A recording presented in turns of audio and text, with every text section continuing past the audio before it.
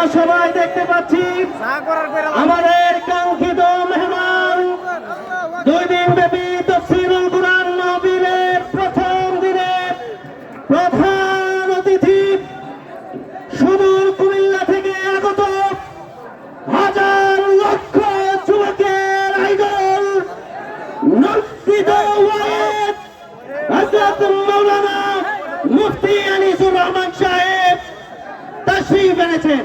হযরত মাওলানা মুফতি আনিসুর রহমান আশরাফি সাহেব তশরীফ এনেছেন। সকলেই বলি আলহামদুলিল্লাহ।